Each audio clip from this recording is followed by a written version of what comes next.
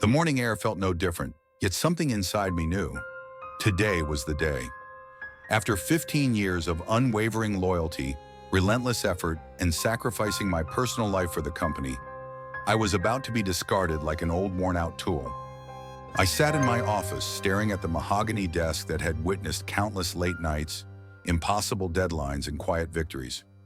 My nameplate still gleamed, Jonathan Pierce, Senior Project Manager.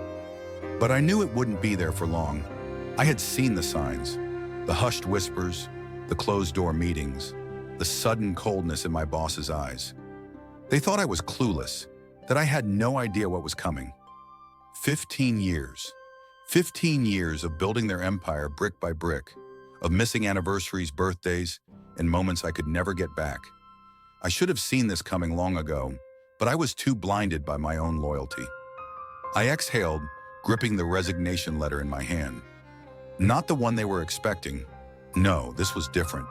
They thought they had the upper hand. They had no idea I had planned for this day far in advance. Today, they wouldn't just dismiss me. Today, I would walk away on my own terms, leaving behind something they could never undo. The intercom buzzed. "Mr. Pierce, the CEO, would like to see you in his office." I smiled to myself, straightened my tie, and stood up. "Showtime. Let me know if you're ready for the next section." I walked into the CEO's office with measured steps, my heartbeat steady despite the storm brewing beneath my calm exterior.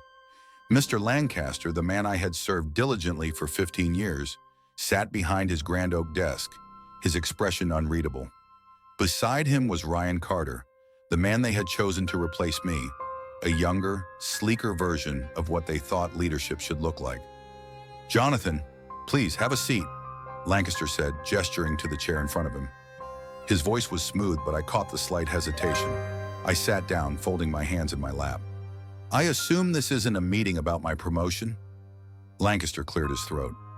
"Jonathan, you've been a valuable asset to this company. Your dedication is undeniable. However, in the interest of moving forward with a fresh perspective, we've decided to make some changes." I almost laughed at the carefully curated corporate language. They couldn't even say it outright. "So, you're firing me?" I asked, tilting my head slightly. Ryan smirked, and that was when I knew. He had been waiting for this moment, perhaps even orchestrating it. "It's not about firing, Jonathan," Lancaster continued.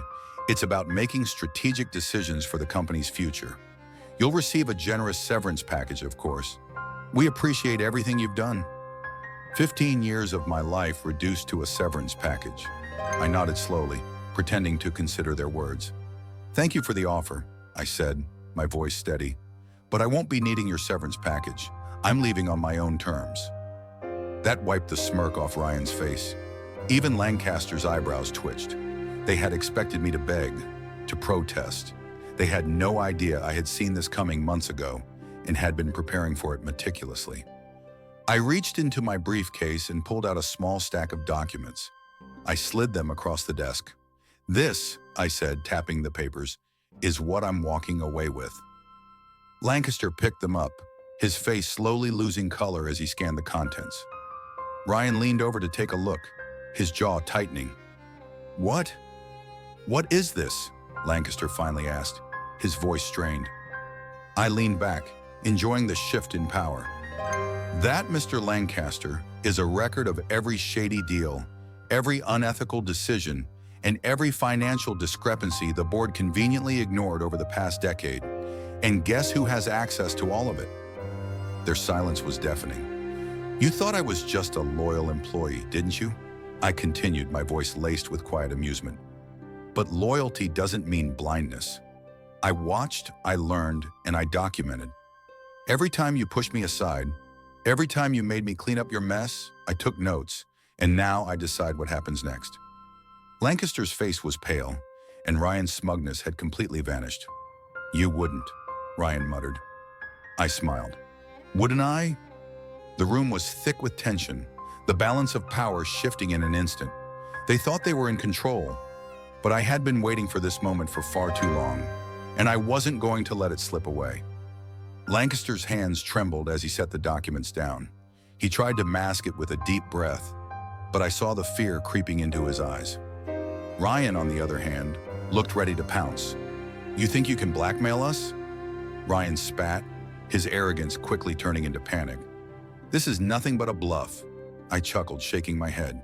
"A bluff? You really believe that?" I leaned forward, locking eyes with him. "You see, Ryan, I didn't just collect information. I made sure it could speak for itself. Every transaction, every hidden account, every offshore deal, it's all backed by hard evidence.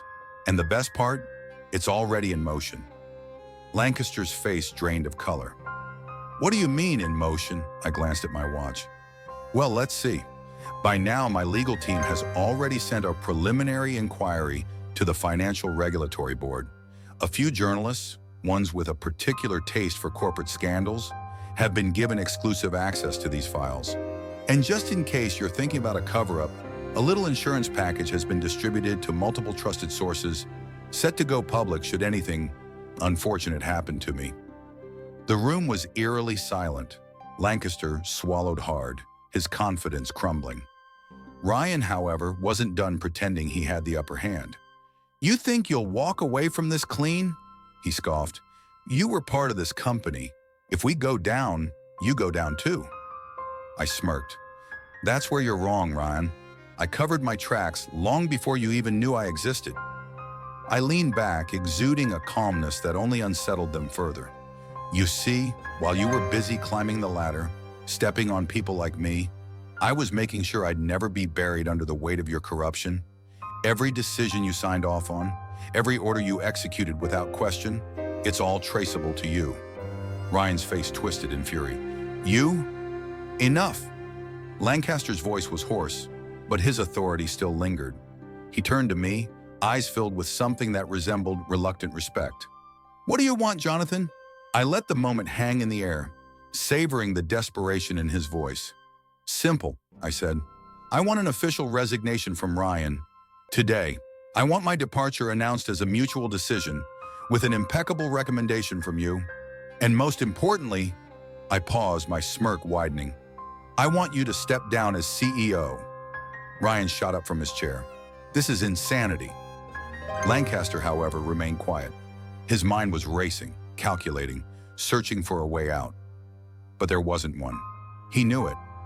Finally, after what felt like an eternity, he exhaled deeply. "Fine," he murmured. "I'll step down." Ryan's eyes widened in disbelief. "You can't be serious," Lancaster shot him a warning look. "We don't have a choice," he turned back to me. "But what's stopping you from releasing this information even after you get what you want?" I chuckled. "I could, but let's just say I prefer the poetic justice of watching you fade into irrelevance, rather than the spectacle of seeing you behind bars." Ryan clenched his fists. "You'll regret this." I met his glare with a calm, unwavering stare. "No, Ryan, you will." I stood up, buttoned my suit jacket, and gave Lancaster one last nod. "I expect your resignation on my desk by the end of the day." Then, without another word, I walked out of the office. They thought they had played me, but they had no idea. I had played them first.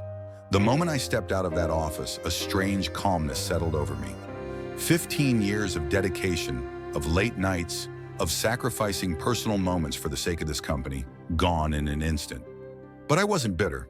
No, this wasn't a loss. This was a rebirth. As I made my way to the elevator, I felt the weight of the past slowly lifting. The employees who had once smiled at me with admiration now watched with a mix of curiosity and confusion. Some whispered, others averted their gaze, pretending they hadn't just witnessed the most powerful figures in the company crumble behind closed doors. By the time I reached the lobby, my phone buzzed. A message from an unknown number. "Clever move, but this isn't over. You'll regret making enemies in high places." I smirked. Ryan. Of course, he wouldn't go down quietly. But I wasn't worried. He was reckless, impulsive, and that made him predictable. As I pushed through the glass doors into the crisp evening air, I realized something. I wasn't scared. Not of Ryan, not of Lancaster, not of the unknown future waiting ahead. For the first time in years, I felt completely, utterly free. A black car pulled up beside me. The window rolled down, revealing the sharp, knowing gaze of Olivia Monroe. investigative journalist, and one of the most feared names in corporate media. "You took your time," she said, a smirk playing on her lips. I slid into the passenger seat and handed her a flash drive. "This has everything you need." She raised an eyebrow. "And here I thought you'd want to keep a few secrets for yourself." I leaned back, exhaling slowly. "The only secret worth keeping is knowing when to let go." Olivia studied me for a moment, then started the car. "This is going to be a bloodbath. You ready for that?" I glanced out the window as the city lights blurred past. I've been ready for a long time. What they had done to me, to so many others. They had built their empire on the backs of people they considered disposable.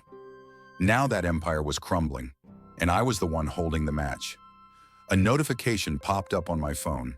News alerts already surfacing about internal investigations, shareholder panic, whispers of Lancaster's imminent resignation. The chaos was beginning, and I had a front row seat. But this wasn't just about revenge. This was about justice, and justice was only getting started. The following morning, the world had already begun to shift. The news cycle was relentless. Headlines screamed about corporate fraud, insider trading, and the slow but inevitable collapse of Lancaster Enterprises. Stock prices had plummeted overnight, wiping millions from the company's value in just a few hours. I sipped my coffee, watching as the morning anchors dissected every possible angle of the scandal. Reporters crowded outside Lancaster's headquarters, demanding answers. Employees scrambled, their careers now uncertain, their loyalty to the company shaken. Then the inevitable happened. Ryan Lancaster's face appeared on the screen. His usual smug arrogance had been replaced by something else: fear. "This is nothing more than a baseless attack on my character," he spat into the microphone. "We will be launching a full investigation into these false allegations, and I assure you, justice will be served." Justice? The irony nearly made me laugh. A second notification flashed across my phone. Olivia's latest article had just gone live. I opened it, scanning the words that would set the final blow in motion. Lancaster's corrupt empire exposed, the whistleblower who risked it all. My name wasn't in the article. That was intentional. I wasn't interested in fame or recognition. I wanted results, and results were already taking shape. I switched off the television and picked up my phone. There was one more move to make. I dialed a number I had memorized years ago, one I had never thought I'd need to use. The line clicked. A familiar voice answered. "I was wondering when you'd finally call." I exhaled slowly. "The offer you made, is it still on the table?" A short pause, then a chuckle. "We never took it off." "Good," I said, gripping the phone tighter. "Because I'm ready." As I ended the call, I felt it. A shift, a new chapter unfolding before me. For 15 years, I had let someone else write my story. But not anymore. This time, I was holding the pen. The storm I had unleashed was no longer in my control. It had taken on a life of its own. By midday, Ryan Lancaster's empire was crumbling faster than anyone had anticipated. Major investors pulled out, stockholders demanded resignations, and federal regulators had launched an official investigation. The whispers of